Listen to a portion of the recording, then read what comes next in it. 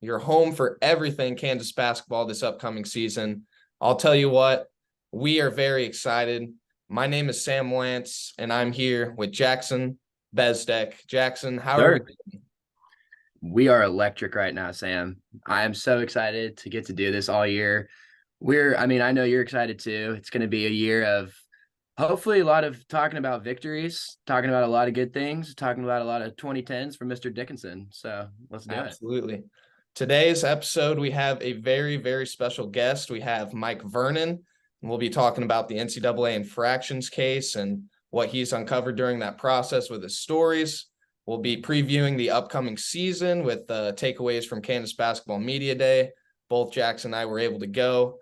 So without further ado, let's get into it. The first episode of The Hum, a Kansas Hoops podcast. Welcome to The Hum.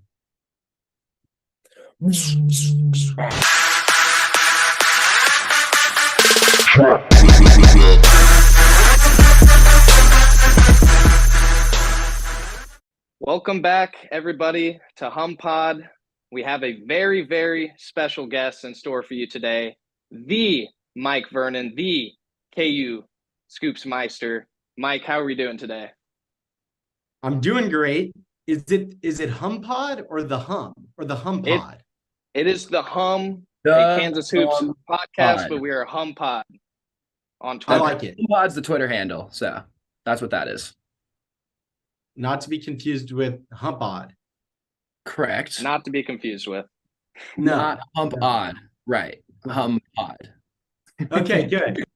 No, I'm doing great and happy to be here with you guys. Well, we're very excited to have you, Mike. And of course, we're going to be discussing your two-part story, coming out with a third-part story over the NCAA infractions case with KU, the IARP process. First of all, Mike, obviously the story has attracted a bunch of attention online on Twitter. I believe last time I looked, your tweet actually had like 700K impressions on there. So a lot of people have been tuning in. Can you just talk, first of all, about the reporting process and maybe how this story kind of first came up? Yeah, totally. I mean, it's, first of all, like the views that you just mentioned, or the impression, the fact that it's resonated, really relieving and rewarding, because, as I'll say, I chased this for about 20 months, really slowly. And a lot of people were like, this is bureaucracy and it's going to be boring. And I believe that wouldn't be the case. And I'm glad that wasn't the case. And it helped that we had some explosive details in there. But I just set out to, it was before the newsletter even existed. I just wanted to find out what was taking so long. And very quickly, once I started talking to the right people, realized that this independent process in the NCAA's, what they said about it, like, wasn't what it seemed. And then I was like, well, what's happening in other places? And just started trying to hit up anyone and everyone involved, and just took a few people to start really learning and continue to build trust. And it really helped once I showed I'm not investigating the cases that are being investigated for the third time, because first it was FBI, then enforcement, then the independent investigators. Once they realized that's not what I was doing, I think it was a relief in some sense. So that's kind of how it started, was just made the extra calls and got enough to know that something was up. Yeah, I mean, you just said it took, 20 months of you just kind of gathering in all this information. I mean, and then you have your hearings take off, right? And you're still not fully done collecting all of this information. So from the time that you knew you were going to come out with this, gosh, how hard is that to keep a secret while you're trying to get all of the facts straight? I just wasn't sure how it would end.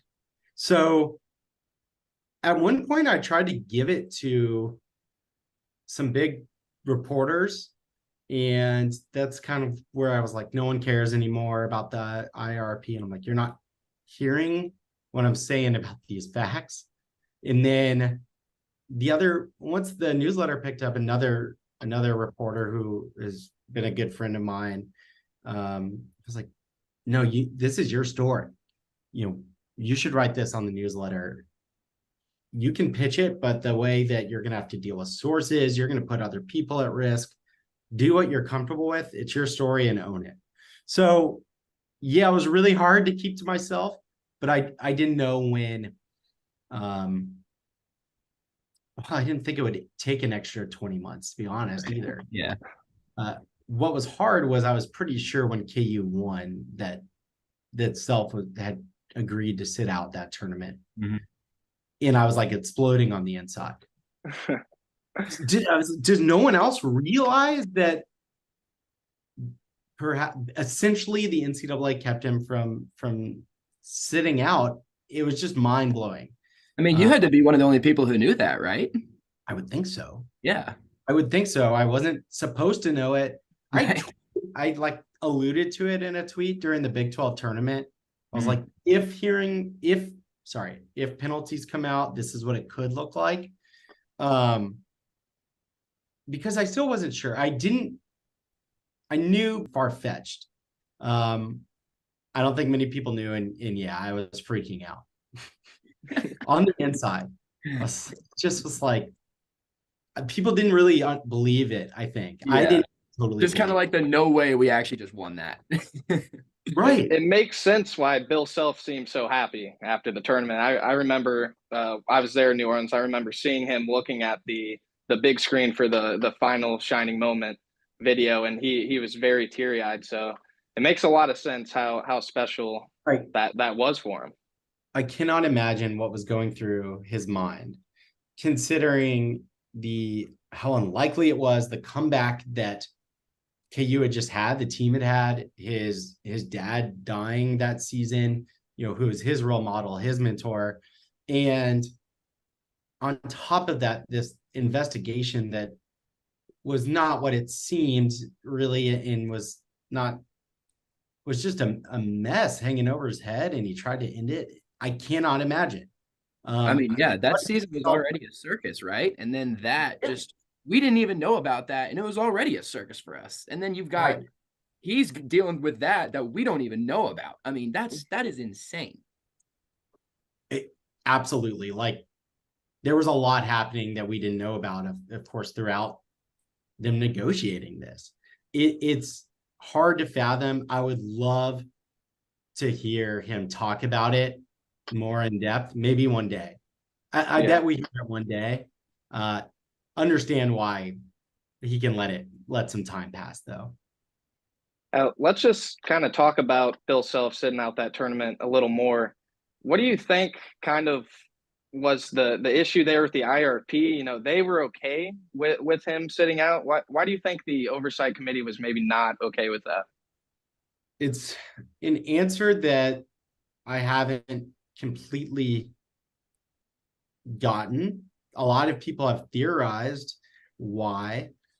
This oversight committee, the independent oversight committee, is made up of, by the end, all 100% NCAA board members. So to me, it's the NCAA, or it's at least not, it can't be independent. Certainly given Jer Moorhead is Georgia's president, and he's the SEC president and chair of the D1 board of directors. I mean, that's the most powerful rulemaking body there is. Sorry, I'm going in the weeds. I'll come back out. The NCAA, or the IARP, is like PR team, which is, I don't see how they don't represent the NCAA, has pointed to the rules not allowing for it. But the rule does not mention it. And everyone agreed to it. So someone stepped in and didn't let it happen. And maybe it's, you don't like the precedent, maybe you don't like the agreement, maybe you don't think it's fair. for whatever reason, it is very unusual for an investigation and this hearing, a penalties hearing, to not have an off ramp for a settlement. It's multiple people who were like, this is unheard of in the United States or Western law. Like, everyone has agreed to save themselves time, pain, and money, and they wouldn't let it happen. And it makes no sense. So I don't know the reason. If that was their interpretation of the rules, my question is why? Because it didn't say one way or the other. It made no sense. And it backfired. I mean, yeah, Mike, I think you're right. It did backfire a little bit. I mean, the ultimate ruling for Kansas ended up most notably being the vacated wins for 2018. And if you didn't know, the Final Four banner is down in Allen Fieldhouse. It is no longer up. And KU also loses 3 scholarships. I think it was through 26-27. Do you think the NCAA got this right? And do you think they got what they wanted? I think, okay, first of all, I want to take that 2018 banner and throw it in Potter Lake or like National Treasure. Like, let's go find the banner. With the goalpost, let's do it. Yeah. Yeah. The picture of the car with the goalpost going up the hill, it'll be that. With the did the NCAA get it right? It wasn't the NCAA's decision. It was this group of 5 outsiders, and I think they generally did. They did not have. They could have been harder on. Sorry, they were a little harder on KU ultimately than even I thought, with vacating and saying Gassinola could have been a booster. So I think KU was very happy with the end result. They will take it. When you look at what was at stake, when you look at what Bill was willing to give up, when you look at what 5 level 1 violations allegedly like could have went for the program, it could have been technically a total, it never would have been, but you're talking technically 20 years of like a postseason ban of penalties. So you're getting 0. The coach got to coach, win the title, and the program is protected moving forward. Most importantly, I think that was Self's biggest concern was, is this going to hurt KU long term? Is this, my job as the steward to keep this thing going? And it put it at jeopardy for a while. So I think KU is happy. Is the NCAA happy? No way. And that's not saying that they're out to get KU. It's just saying that this was a PR nightmare for the NCAA. They got ridiculed over this. And part of it is because of the way that these allegations were originally presented. So again, just like stepping on rakes, a room of mousetrap. Each step was their own mousetrap. Like they did not help themselves, and they could not have been happy given the PR nightmare. And part of that kind of PR nightmare, especially within the story, was Jeffrey Benz. Can you just kind of explain that a little bit more in depth? And why do you think he was removed? And do you think this severely alters the NCAA's credibility moving forward? Okay, so we're getting into the second story. One of the panelists, his name is Jeffrey Benz. He's got this sterling resume. I mean, this guy is he's a Bill Self, or he's just a huge name in sports law. Couldn't have more credibility. And the Arizona, he was supposed to rule on Louisville and Arizona at least. In the Arizona ruling came out with 4 names, not 5. All the other ones had 5. And start figuring out what happened to the 5th person. That's Jeffrey Benz. He was removed from the panel after being what others described as critical of some of the allegations and frankly nonsense that happened during this hearing. He, I guess supposedly he missed some education sessions for the next hearing, but I question the existence of educating independent arbitrators before, or arbiters, whatever, lawyers before going in, like to a hearing. That was questionable. It seemed overdone. And I don't think it. Okay, so you asked why he was removed. It seems like he was removed because he was critical of the NCAA and thus less likely to deliver a harsh punishment. In some ways, it sounds like jury fixing, which is crazy, though I don't have the full NCAA side because they wouldn't say anything. So it's just education sessions, which to me, I think very credibly, you can argue that those shouldn't have existed. And others have pointed out issues and agreed with that sentiment. So it was shocking that this, maybe their most experienced, incredible lawyer, they didn't want hearing their cases. Yeah. It makes no sense. Yeah. And then now we have the IARP done, right? Disbanded. Gone. Totally gone. So, and almost in perfect rhythm, Michigan football already almost too perfect. Right now. So, I mean, not to go into Michigan super deep, but in general, where does the NCAA go now in kind of handling and solving these type of decisions? They're going back to the old process. It's the enforcement staff takes the case and hands it to a committee on infractions. That's my understanding. So they tried this independent thing. It didn't work, largely because of the processes that the NCAA put in place. Because the NCAA didn't want it to work. It seems somewhat.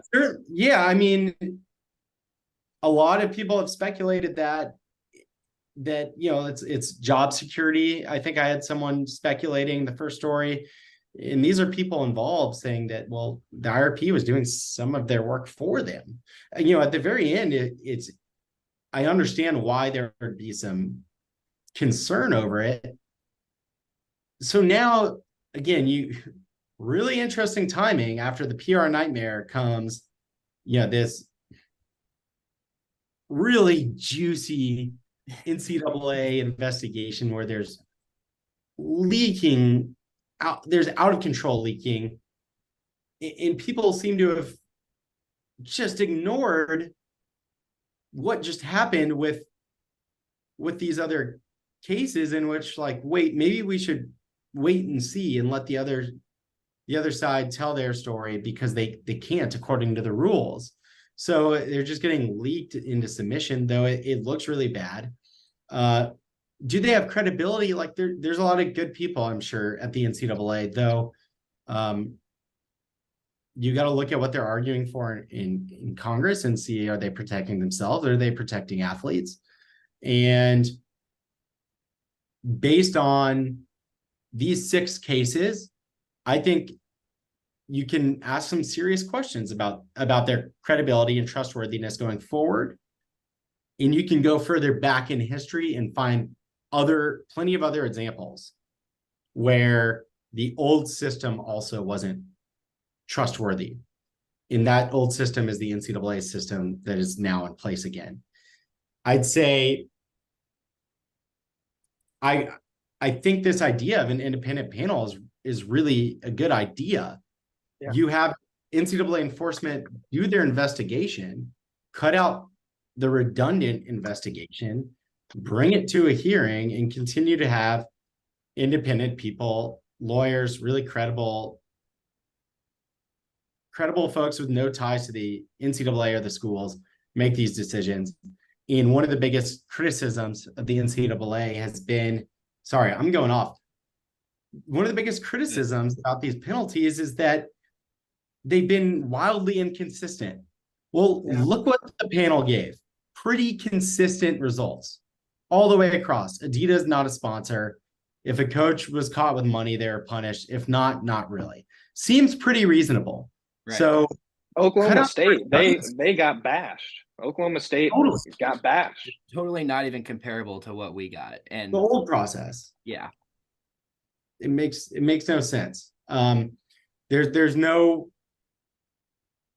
transparency either. Either open it up or let independent people take care of it. Yep. So in releasing your story, part 1, everybody freaks out. Part 2, everybody's kind of like, whoa, this is really like something. And now we have part 3 on the way. What in general, what do you want people to kind of take away from this? I mean, incredible work that you put together. Thanks, man. Well, it's not done, so we'll see. I think part 3 will get into the why people are confused and hopefully answer that question in some way, which is you're told one thing when the allegations come out, reporters go off, and then very different things are found. So let's take a look at that.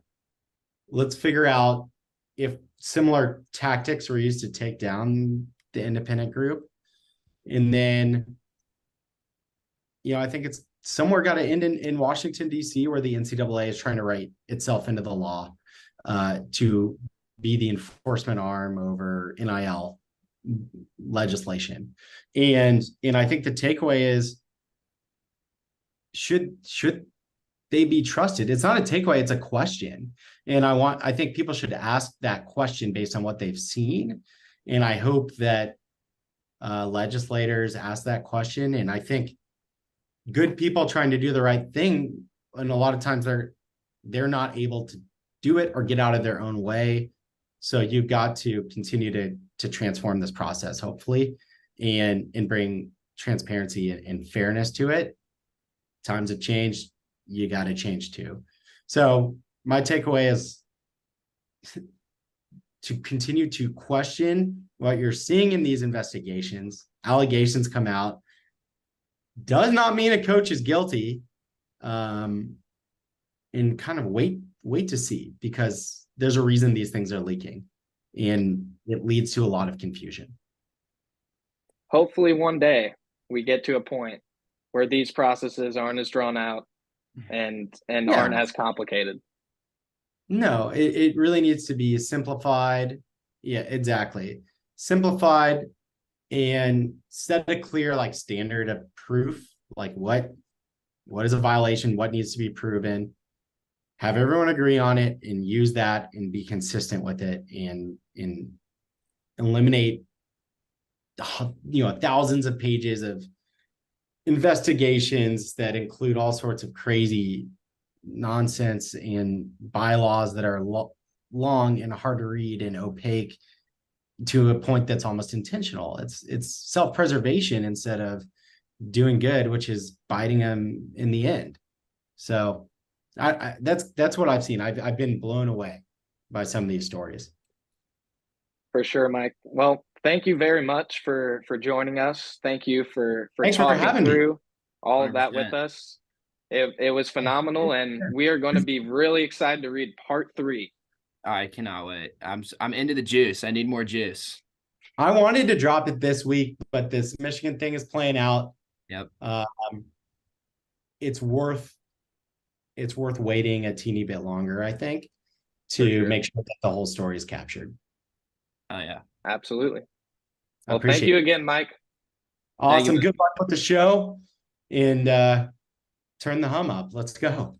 Pod, baby. Go.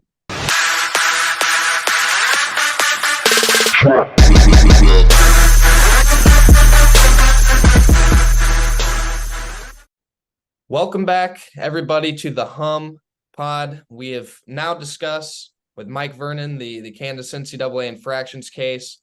and kind of the results where Kansas goes from here. But now it's time to talk about this season, what we're excited for, and how can we not be excited? Kansas is a preseason number one. Mm-hmm. Hunter Dickinson is an All-American. Mm-hmm. DeJuan and Hunter Dickinson are on the Big 12 first team, and Kevin McCullough's an honorable mention. Yep. I mean, this team on paper is loaded. Yep. On paper, it is number one in the country. Like AP absolutely got that right. This team has the best roster, 1 to 8, I'd say, in the country. But what's funny about that is we don't even know who the 5th starter is. Yeah. And not only do we not know, but Bill Self himself does not know. So yeah, right now, obviously the 4 starters are for Kansas. I mean, they're set. They've been set. DeJuan, This KJ, team is Dickinson constructed. Yep. Self said at media day that last spot is between Timberlake and Elmarko, especially with Furphy. He's out with shin splints right now. I think it's honestly worth noting that Self even mentioned Furphy in that conversation. Yeah, I agree. And what surprised me is he mentioned him first. Yes, when asked about that, was the first spot, person he named. Yeah, when asked about that 5th spot, he said, "Oh, well, Johnny's got these shin splints." I think everybody in the room was kind of like, "Oh, I didn't know Johnny was up for the spot." Yeah, so yeah. I think that's a pleasant surprise, if anything. I think that is very telling of just how good Johnny Furphy might be. But yeah, Elmarko though, Timberlake, they are the 2 fighting for the spot right now. I know you kind of have your opinion on who should be there, and I have mine. I mean, I think it should be Nick Timberlake. If you think about the construction of the Kansas roster this year, I just think they need a 40+ % volume shooter in the starting lineup. I mean, DeJuan is going to be feeding Hunt all the time. KJ is going to be cutting back door, receiving lobs, short roll screen situations. The ball is going to be focused on the inside. Yeah. And if Hunter and all these people have somebody to kick it to, like Timberlake, I think it makes KU a lot more deadly, and it makes people have to respect the perimeter. Now and don't Hunter get me wrong. Hunter's going to get double teamed. Yes, and don't get me wrong. I think Elmarko Jackson is a special player, right? But I just think he would be better off the bench. Yeah, I mean, you make a great point. And then another thing to allude to with Timberlake is that's DeJuan, who's a senior. That'd be Timberlake, who's a super senior, McCullough, super senior, KJ Jr., Dickinson senior. That is a very experienced starting lineup. And I know that Self would love to have, he doesn't have to worry about anybody out there. He can just relax, call the defense, and just let his guys go, not have to worry about anybody turning the ball over. Well, what was the last Kansas team that had all sorts of experience? Oh, right. Let me think. The national championship team. It ended all right, I think. So if Timberlake ends up in the 2 spot as the 5th starter, I think it's a great decision. But even if he does start, I think he's got 6 games tops because Elmarko Jackson is that good. There is a reason that you see him in top 10 for mock drafts. They didn't just make that up. This kid, first of all, for people saying he can play a Remy Martin role, come off the bench, be a spark plug, but I don't think people realize that Elmarko's 20 times the player that Remy Martin is. And I don't mean that as a slight to Remy, because Remy literally won us a natty. But Elmarko, he's got that quick first step that Remy had, but he's a better shooter. He's more explosive. He jumps literally out of the gym. I mean, his legs are rockets. He's got that like standing 2-foot jump that he can do and still dunk on people. And he's a great passer, just like Remy was too. But this is a guy that Bill can. This is a freshman. Let me say this. And the list of this is Andrew Wiggins, Josh Jackson, by the way. Yeah. Grady didn't even get this love last year. Elmarko's a freshman that Bill can count on and can give the ball to and can expect 15 points a game from. I think Elmarko's that good and he's that explosive on the offensive end. And it's not like, Elmarko might even be a better defender than Timberlake. If we want to just talk about defense, Timberlake definitely up here, miles ahead of Elmarko. But in terms of just pure on-ball defender, Elmarko and DeJuan in the backcourt, that is such a nightmare for any other opposing backcourt. My goodness. This is what amazes me about Elmarko Jackson. He's only been playing basketball competitively for 4 years. He's not even like a hooper. Like he's not. He was a lacrosse player. He has only been playing high-level basketball for 4 years. I mean, you have kids nowadays who have been playing AAU basketball since they were like 8 years old. Like they have been groomed for this. Elmarko Jackson is just an athlete. We gotta get Elmarko and KJ on a lax team together because KJ for real. Right? But the other thing with Elmarko that I really like is just his attitude and his competitiveness. I mean, that dude does not like losing. I covered him a couple summers ago, and I will never forget this. I'd interviewed Elmarko on Friday of the UAA finals, and the finals, the quarterfinals, semifinals, championship game was on Saturday. Elmarko is playing in the semifinals against Team Thrill, Derek Queen, some other good players on that team, most notably Derek Queen. And Elmarko went crazy. I mean, I'm pretty sure he scored like 28 points, something like that. But WeAre1 ended up losing the game. They ended up losing. I text Elmarko the day before that, I forgot to ask him about Indiana, one of his final schools. Yeah. We are going to get together and talk about Indiana after the game. Well, after that game, Elmarko was about as stone-faced, like, do not mess with me. I just lost this game as any player I've ever seen. And like straight dog. I couldn't even talk to him. I couldn't do it. He dog is in him. It is. Yeah. So Elmarko, I mean, the praise from the coaches too has been insane. I mean, Bill Self pretty much said he's the X factor. If anybody's going to take them to the mountaintop, it's going to be him. And Parker Braun, listen to this quote. Okay. It can take us a long way, Braun said. You don't want to put a lot of pressure on a 17-year-old kid, but he's really, I think if anybody can do it, it would be him. And I think that right there is pretty telling. That is literally Wiggins, Josh Jackson. Yeah, let me throw in Ben McLemore too, by the way, because Benny was a stud. But he also sat out a year, so he wasn't a true freshman. This is like that type of aura, I guess. That type of aura of, yeah, this guy, yeah, he's a kid, but he's actually better than all of us, and everybody kind of knows it. I mean, it helps though, having a guy like DeJuan, obviously, there. I mean, DeJuan Harris last year, 9 points a game, 6 assists per game, and you're telling me that DeJuan Harris might get better this year? I've heard that DeJuan is shooting the three more confidently, more consistently. He shot it 40% last year. And he was third in makes on the team behind Jay, Will, and Grady. He made more than McCullough, made more than Yesufu, made more than all these guys. He's going to have more open shots this year. A ton more open shots. If I'm a betting man, which I may be, I'm hammering DeJuan Harris threes first game, I think. I think it might be the move. I mean, it's probably half. All you need is one. Yeah. I mean, we'll see. But DeJuan, obviously, point guard, he's a dog.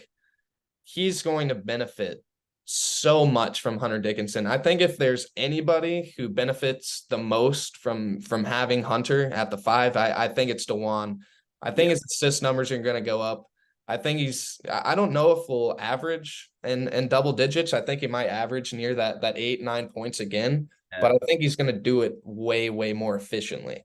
Agreed. With 8 assists a game as well, instead of 5 or 6. I really think he can get that kind of a jump with Dickinson down low. And I mean, haven't even talked about the progression of KJ, who can like actually score like a human being now. He doesn't have to just barrel at the rim, kind of baby Giannis style. I mean, KJ, not to say KJ's got a bag or anything, but he's definitely, I think Bill trusts him a lot more with the ball this year than he has in the past. Oh, Bill wants KJ to score. Yeah. Exactly. Bill wants KJ to be aggressive, and I You need mean, it. he is an athlete. I don't think there's a single power forward in the nation this year, besides maybe if Filipowski is plays the 4 for Duke. I don't know if there's somebody athletically or just size wise who's going to be able to consistently compete with KJ. And I just don't think there is. I think there's a small chance that he plays himself into a first round pick this year, because that type of frame at 6'7", 6'8", with that type of athleticism is, I mean, that's NBA level stuff. And he's already past that. I mean, he's got the physicality to play in the NBA. And now, I mean, it's all 5 out. So you don't need 5 shooters out there. And now we have 7-3 guys hitting threes. So like if a team has 4 shooters, plug KJ in there. I mean, he can guard 1 through 5, first of all. I mean, I don't want to call him Draymond, but Sam, like, what other comp would you have for him? I mean, I think Self hates that comp, but he's not the passer that not the Draymond is, passer that he is. playmaker, but He's 10 times the athlete he is too. Yeah. I could see the comps for sure. I mean, I really think KJ is going to be a monster this year too. Yeah, I mean, I completely agree, dude. he averaged 10 and a half, 4.5 rebounds last year. I'm thinking 12 and 6, 12 and 7 from him this year, with a couple maybe 2 steals, blocks, like combined average. Like he's got something to prove this year, I think, for sure. Yeah. So we talked about DeJuan. We've talked about KJ, talked about Marco. I really think that maybe the biggest factor for Kansas, besides Marco, is going to be Kevin McCullar this year. Yeah. Kevin McCullar, he went through the draft process. He said basically his feedback is he's a type of guy that can really come in and be a solid role player in the NBA and help elevate stars, just really guard, hit open shots. And I think this year for Kansas, that's going to be the biggest thing. Can Kevin McCullar hit open shots? Because he's going to have a lot of them. Last year, McCullar was only 29% from 3, 44% from the field. If those can take jumps, like if Kevin McCullar can be a 33 to 35% shooter from 3, right, it's just going to elevate Kansas so much more. And to kind of go back to your Timberlake point, you want him at that 5th spot because you don't want McCullar to be your shooter on the floor. That's not how he plays. I mean, I guess I'll keep going on this NBA comp thing, but for him in the league, like you said, his feedback is basically Matisse Thybulle, where you're going to go out there, you're going to guard, but you're going to do it for 27 minutes. And you're probably going to get 3 or 4 shots. And you know what? We need you to hit those. For Kansas, I think Bill is going to try 35 different things with him. I think he's even more than KJ is, because he can stretch the floor more, a Swiss Army knife for Bill, in a way that Kevin can bring up the ball, Kevin can post up, Kevin can flash high post, and Kevin can also guard 1 through 4. Maybe not 1 through 5. Guard the 5. Maybe not 7-footers. But I mean, his wingspan's crazy. That's why NBA teams like him, because his wingspan's crazy. I truly think that Kevin McCullar could make a Jalen Wilson type jump this year. I don't know if it'll be as crazy. Like, obviously on this team, Kevin McCullar's not going to be the dude. Last year, Jalen Wilson was undoubtedly that dude for Kansas. Right. But I do think, as far as his taking a jump in his skill set and being comfortable kind of taking those shots and self-playing through him more, I think he's going to take a huge step. Yep, I couldn't agree more. And then we have the man. The man himself. Hunter Dickinson. The man himself. Out of the portal. I mean, it's Hunter Dickinson. What more do you cover to say? He can hit threes. He can dunk on you. He is a great passer, by the way. Great passer. I know you're very well aware of this, but some people might not be aware of this. Don't be surprised when he has 5 assists against North Carolina Central, A&T Tech, or whoever we're playing. I mean, he does everything, and he does everything at 7 feet, left-handed. He's a matchup nightmare We don't. Yep. I mean, the biggest thing for me, 42% from three on 57 shots last year. I mean, Crazy efficient. if if if he can do that, I mean, if you think about Kansas team, the one question mark this year going into it is shooting. Like shooting is the one thing where it's like, you know, Kansas might not just have it. But It's just Timberlake, I think. I really think that if there's any time we need shooting, he's going to play 37 minutes. but it's I mean, that- I really think this is going to be a good shooting team just because of the way they're going to play inside out with Hunter. I mean, McCullough, he's going to have to hit open threes. DeJuan, he's he going won't to shoot hit 29% again either. open threes. Like none of these people are going to be asked to be Grady Dick and hit threes on the run and us run actions for him around curls and drain threes. That's just not going to be a thing. But if everybody can, whenever they're open, hit shots because they're going to be open, this team offensively, the sky is the limit. Completely. I mean, you make a great point. The numbers will go up solely off the fact that with Dickinson down low, they will be open. I mean, that's just it's just a matter of fact. And I think if you get 33% from McCullough, another 40 from Juan, and maybe El Marco pours in 34 or 35, like that's pretty healthy. That's a pretty good group. And that's all very reasonable to expect out of those guys, I think. Yeah, for sure. And now I kind of want to talk about the bench guys a little bit. We've talked about that top six. Mm-hmm. I think the most important person for Kansas off the bench, besides Furphy, obviously is going to be a huge plug-in piece. It's Parker Brown. Yeah. I mean, Bill Self said that he wants Parker to be the backup five, and it seems to me like he does not want KJ playing the five this year. Yeah, I got he that. would rather not have that be a thing. And I mean, if you think about it, Parker's not going to have to play that many minutes. I mean, Hunter's going to be, he averaged 32 or more the past 2 seasons. He's going to be out there for 32, 34 minutes a game. And Self did say, the two could probably play together as well.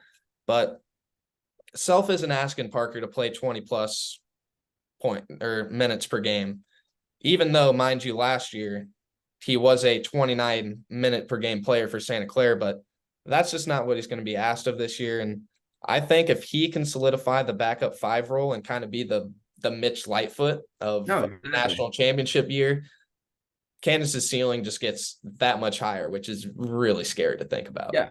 I mean, the first thing that the coaching staff should have done when he got to campus was lock him in a room for 4 hours and just play Mitch Lightfoot highlights, because that's what he's going to need to do. And just that. And if he does that and he spells Hunter's going to get in foul trouble too. So the Parker Brown 18-9-4 game, like it's not impossible. It's not impossible. Hunter picks up two. If you don't remember, Mitch Lightfoot in the Big 12 tournament a couple years ago, he was knocking down. At that game against OU. Going off. So that was a fever dream. That was probably because that was after COVID too. That was one of the weirdest basketball games I've ever been to. Yeah, I mean, if Parker can be anything that Mitch was, Kansas is going to be in great shape. And that 5 spot is Bill Self's baby. I mean, let's be honest. Bill Self loves his 5 men. It's the most important position out there. And if there's not much of a drop off from, I mean, obviously there's a drop off, but if there's not much of one, Kansas is going to be great this year. Yeah, I can remember, I think I was 8 or 9 years old. KU had game day and I was watching. Bill goes on stage for the interview, brings a paintbrush. Because they asked, what's the game plan today, coach? Paint. The paint. Limit the paint. And now, all these years later, especially coming off a season where he didn't have a big down there, he wanted it to be earnest, didn't work out. But now with Dickinson, I am so excited. I mean, he's going to come up with some creative stuff to get home. I just can't imagine the easy offensive scheme layups that we're going to give. The first time KJ throws a high post pass from the elbow over the top into Dickinson for a dunk, We're gonna see that 100 times, and I might cry pure tears of joy every time, Sam. I might do it. Well, we'll certainly see that. Now let's dig into our man, the Aussie, Johnny Furphy, a little bit. Obviously, he's out with shin splints right now. He's been out for about 10 days, self said, and they're hoping that they can get him back in a week or so. And that was on Wednesday. So hopefully by next Wednesday-ish. Self is a bit concerned with him being behind, but he's a talented kid. Jackson, can you just kind of what is KU getting from this guy? What do you think KU's getting? I mean, yeah, well, Furphy is a insane athlete. He's not like this stretch 3 or stretch 4 guy who's gonna hit shots. Like, no, this kid's going to the rim. He's going to the rim angry. Again, another guy with super long arms and is super active on defense. This is now the KU prototype. Can you be aggressive, go to the rim with ball handling? Can you defend multiple positions and be really active? And that's exactly what Johnny Furphy is. Another guy who we could potentially see get drafted after this season. I mean, I know a ton of NBA scouts rave over him. All of them were down in Australia watching him this summer. And it was kind of crazy that Kansas kind of swooped in and stole him. I don't know what he would have done otherwise, but I mean, there was definitely a path to where he goes, G League or I think it's the NBL out there in Australia. Yeah. And now he just kind of ends up in Lawrence as this literal NBA prospect, 6'9", literal kangaroo, not to, but he really is. I mean, it's going to be, and like with the shin splints, he's behind, Self's worried. It's going to be probably till December, January before we really see him come into his own. Yeah. I mean, Kansas started recruiting him hard after his performances at the NBA Global Academy. Right, yeah. Playing there, he averaged 14.3 points, but the biggest eye-opener for me is 22 of 56, which is 40% from three-point range. Yeah. He's an athlete, and he can shoot it like speed. No, exactly. Yep. I mean, the kid has a chance to be really good. And the NBA Global Academy that he was at, same academy that produced Josh Giddey. Right. Academy that produced Dyson Daniels. And these guys are going to be bona fide studs in the NBA. I mean, Josh Giddey already is a stud in the NBA. He might be an all-star this year, man. And honestly, I don't think it's that far-fetched to give Furphy at his ceiling the Josh Giddey comparison. I mean, he's a do-it-all forward, 6'9", 200 pounds, athletic.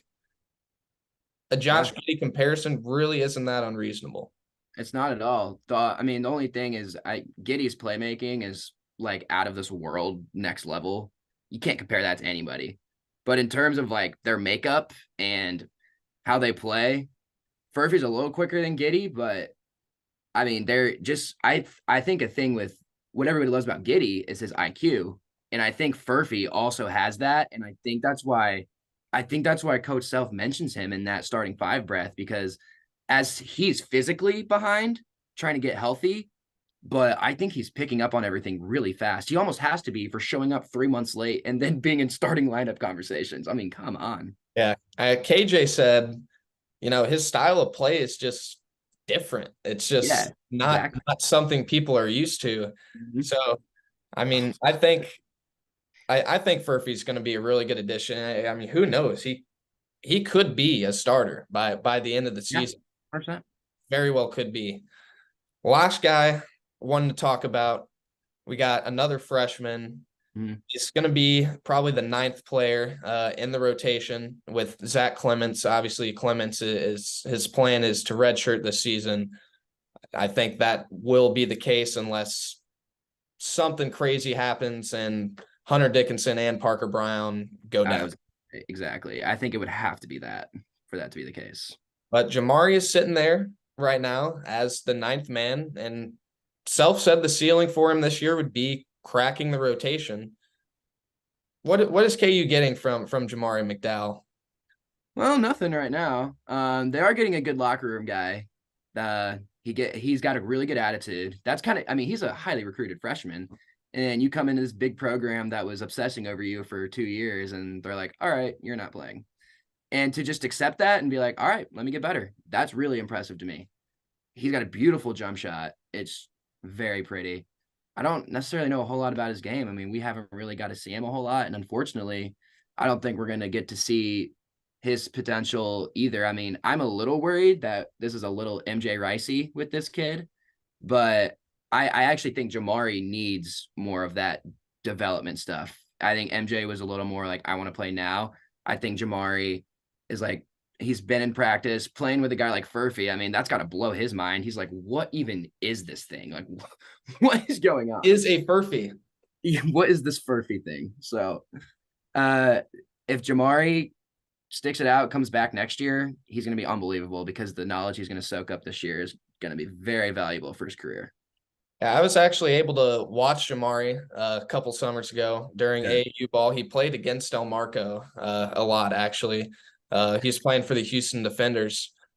To me, he's just really another good role player. I mean, he hits open shots. He finds the open spots on the floor. For his size, Jamari's a really good rebounder. I believe he averaged over 6 rebounds a game playing in UAA. Mm-hmm. But the big thing here and the key, it's defense. I mean, basically whenever I interviewed Jamari, I asked him, what's your role? What do you need to do? And it was defense, defense, defense. Bill Self expects him to guard. Jamari expects him to guard. Mm-hmm. And really, I think the ceiling for him could be a Marcus Garrett type of player for Kansas. Wow. I mean, yeah, he's got that same size, same kind of length.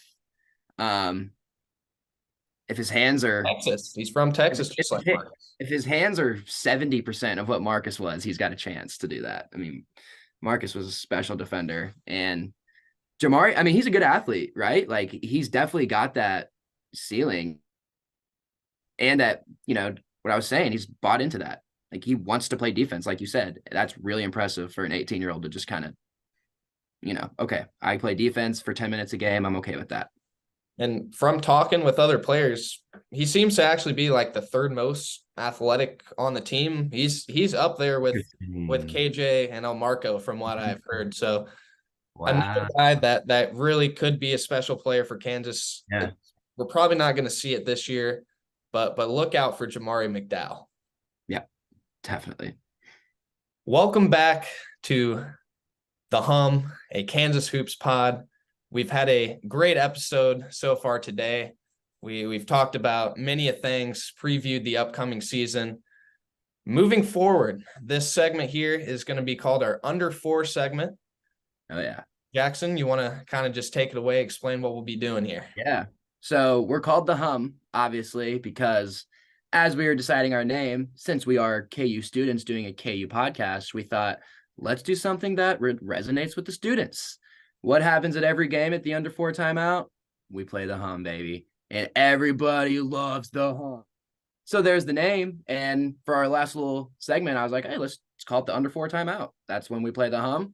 That's how we'll send it off. So this is going to be reserved for pretty much anything Sam and I want to do. Any questions that you guys want to send us for a mailbag type of situation, we'll do that as well. In this segment, we'll answer those questions that you guys have. It can be about, in-game stuff, roster stuff, recruiting stuff, life stuff, anything. Bring it. We're here. And yeah, we're going to come up with some fun little games to do in this segment right here. But yeah, this is our closer. This is the Mariano of the pod. And to close, we will also do a little rundown of just what's going on campus. Of course, this weekend we got homecoming, big town homecoming game. OU, I'm sorry, you're not winning the football game. I'm sorry. Tomorrow's going to be a rough day. Jayhawks are here. It's going to be a rough day. Jayhawks are here. The Jayhawks are back. We're packing. It's a bad weather game. Devin Neal's going to have 220 yards. Highshaw's going to have 160. Dylan Gabriel is going to have 2 picks. It's going to be a day here in Lawrence on Saturday. I'm excited for this 23-21 victory. It's going to be great. Let's do it. Let's upset OU. I don't even know the last time Kansas has beaten Oklahoma in football, if they have. I think it's I think it's 50s or 60s. Well, Not in my life. I've never let's seen do it. it this weekend, Bez.